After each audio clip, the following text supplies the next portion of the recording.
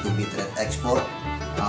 Kemarin kita sudah membahas mengenai materi bagaimana mencari barang untuk penjualan dalam negeri dan ekspor. Untuk selanjutnya kita akan membahas tentang menjadi pedagang lokal berwawasan internasional. Di sini saya akan menampilkan paparan untuk lebih detailnya. Mari kita simak.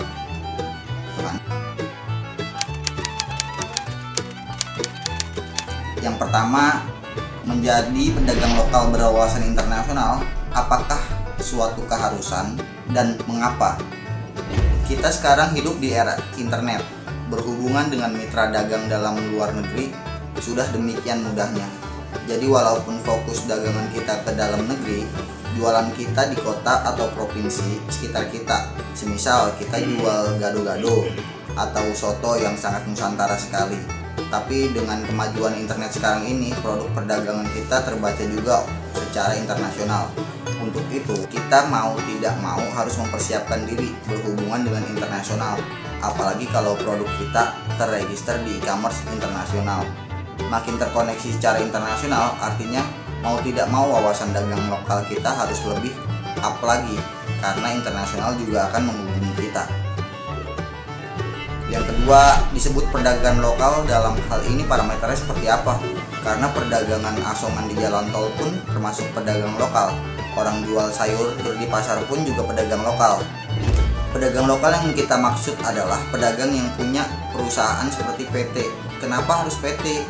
Karena kita akan bayar pajak yang penting untuk dana pembangunan nasional. Kita yang punya PT akan bayar pajak. Manfaat lain ketika kita berhubungan perusahaan luar negeri secara internasional, wawasan usaha kita lebih tinggi dari pedagang yang tidak punya badan hukum. Yang ketiga, menjadi pedagang lokal berwawasan internasional, apakah berdasarkan omset atau bagaimana? Omset penjualan akan tinggi karena penjualan dengan luar negeri pasti besar ukurannya, bisa kontainer basis. Jadi inti berwawasan internasional itu adalah kita siap untuk bertransaksi dagang dengan luar negeri. Karena ketika kita dagang di dalam negeri, kita membuka diri juga untuk berkomunikasi dengan internasional.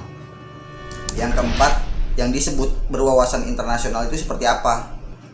Sebagai misal ketika kita jualan gado-gado atau soto, tentu besar kemungkinan ada customer asing yang mampir untuk makan. Disinilah arti berwawasan internasional.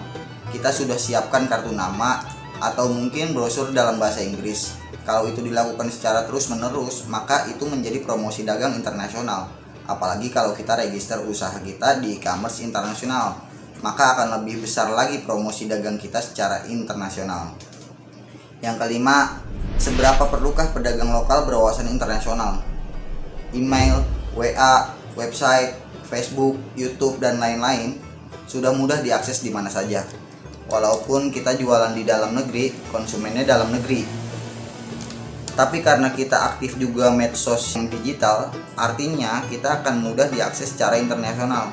Kalau mudah, lalu mengapa kita malas-malas dan mempersulit diri dan tidak mau melebarkan usaha kita supaya lebih maju, supaya dikenal juga secara internasional? Apalagi kalau pembelinya datang dari luar negeri. Mari kita maju, tidak berpikir sempit, wawasan dagangan yang terbuka, maka siap-siap aja kita berhubungan internasional.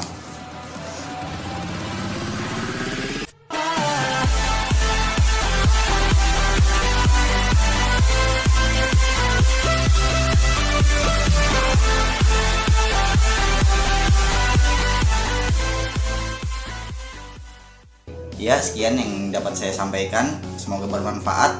Jangan lupa daftar atau registrasi di www.pahalakita.com dan majukan kembangkan bisnis Anda. Sampai jumpa. Terima kasih.